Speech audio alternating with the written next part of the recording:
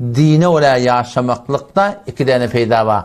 Bir nakt, bir netke. Nakt şu dünyada, netke o dünyada. Her kime hoşluk gerek mi? Kanaat gerek mi? Giymişlik gerek mi?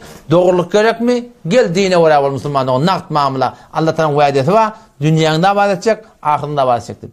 Men amile saliham min zekerin ev unta ve huve mu'min. Her bir erkekten anike meni Allah bilen peygamberime ola ol diye Allah Teala. Türkmen ne diye? İle ola olmalı diye. Allah ne diye? Meni Allah bilen peygamberime ola ol diye.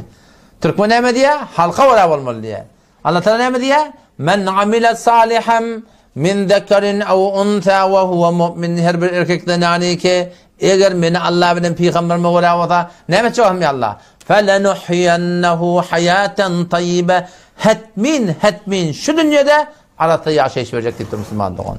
Zindigiler talağa var ya, zindigiler cudaya var ya, zindigiler daran diyelenliğe var ya, hol avval bonyadı zindigi yanlış. Değil mi?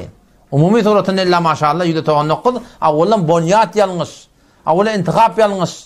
Avval dine ola olmadığımı direkli şu müşkülatla Müslüman doğum başımda görüyordu. Omşu dağdan dünyanın hoşluğunu Allah Teala dine koyuptur, ahiretin hoşluğunu Allah Teala koyuptur. Ama yok, kıyamet o dünyanın hoşluğunu Huday Teala dinine koyuptur. Ama yok, eğer ganimet bolur deyip de dine ola yaşamadan Allah'ın aydan söyledi. Allah'ın sözü içemiyor. وَمَنْ اَعْرَضَ عَنْ ذِكْرِ Allah Teala her kim ben aydandan yüde vursa deyiptir.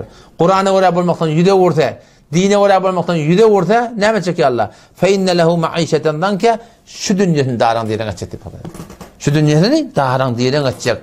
وَنَحْشُرُهُ يَوْمَ الْقِيَامَةِ Ama kıyamet gününe kofanı kör kopar diye. Gördür kör meydan-ı mahşerde. Kâle Rabbi lime haşertini ama ya Rabbi Allah menden kör kopardın. Ve kad kuntu basira görünmedi, görüyordum. Allah ta edecek ha. Ta hak yap aydınlığı, din şu değilli, hak şu değilli, Kur'an şu değilli, halal değilli, haram değilli, doğru değilli, mekruh değilli, günah değilli.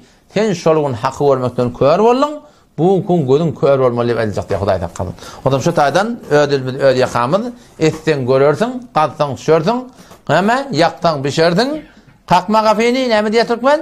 Deferli kafeni deyiptir. Her bir zadın idinle Huday Teala'nın şu dünyada kökülmesi ve umumi turatında. Az mükafat-ı amel gafil meşo, gendum zigandum beruyet cevze cev. Her nemi günah edem olsak, öğürmeklik gerek.